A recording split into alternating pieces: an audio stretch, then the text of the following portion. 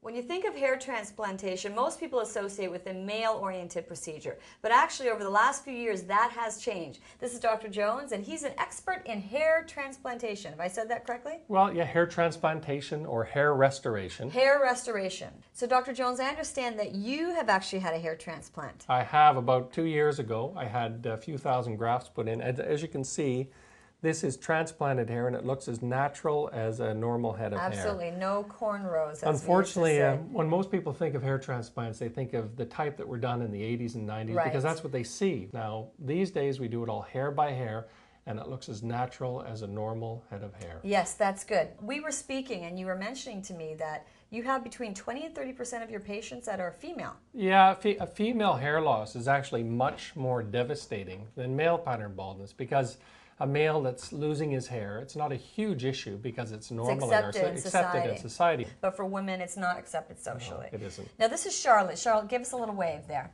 Now, this is interesting what we're going to be doing with Charlotte today, because she's obviously a young woman, and she's got a scar here, right? Yeah. Explain a little bit about that. She has a scar in her hairline, and with this scar here, she's limited in her hairstyle. She's not able to wear her back. Right? Yeah. She's got to wear her hair forward. So what we're going to do today is harvest hair from the back of her head, and plant single hair grafts right into this scar. When we take the grafts out, what we'll do is just take basically hair by hair with a tiny punch. The traditional way of doing a hair transplant is to take a strip out of the back. Yes. And the way we're doing it now is, again, this new technique that I developed is called follicular unit extraction. And what we do is fit a tiny punch over the hair, remove the graft, and in that way we don't have to use a scalpel or put sutures in afterwards. It's not for everybody, but in certain cases, especially like Charlotte, this is perfect. When women come in, is it usually related to, is it female pattern baldness? What's the correct term? Well, female pattern baldness is probably the most common cause, but we also see patients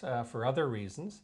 One would be a scar like this. The other is quite often after facelifts, women will have a scar behind their ear, right, and they'll have some hair loss right behind their ear and a scar here which you can put. What about recovery? What does she do after she walks out of here? She's going back to work tomorrow because she'll be able to style her hair on the front to cover this area up. You won't see anything in the back because her hair is so long, and she can go back to work the next day. And then it takes how long for that to grow in? It sheds in about 3 to 4 weeks and starts to grow in about 10 to 12 weeks. So you don't get the final result for sort of 8 or 9 months after. Okay. All right, good. All right, well, let's get started. Can't wait to see this. Okay. The first part of the procedure is, again, just making the recipient sites. So what we're going to do is numb this area. Okay, right where the scar is. Where the scar is, and I'll make the recipient sites. When you say to make recipient sites, what does that mean exactly? Just make holes.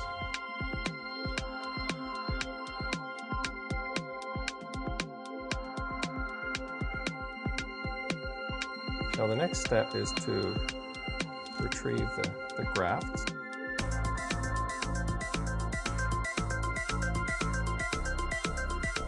So this is now the last part of the procedure, right? Where the actual hair grafts are going into the little holes, if I said that correctly. So what we've done is just extracted these follicles from the back, and we made little pockets in the front. And so what Trisha's doing is just putting each of the grafts into a separate pocket in the front. Now, what else can people do for, there's a lot of women that have thinning hair overall. Are there any other tricks of the trade you can give us, Well, Dr. another Jones? product that's been out for a few years now is microkeratin fibers. Microkeratin fibers. Protein fibers. So it's basically made from the same thing that hair is made, only they're just about 2 millimeters, 1 or 2 millimeters long. Okay. And what they do is through electrostatic forces, they stick to your existing hair, making it look thicker. So what you do is you just shake it on your hair.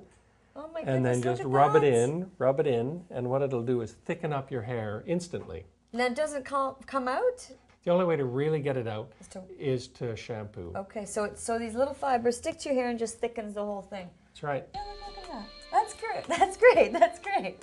Well, thank you so much. Thanks for allowing us to come in and see this experience. Thank you, Charlotte.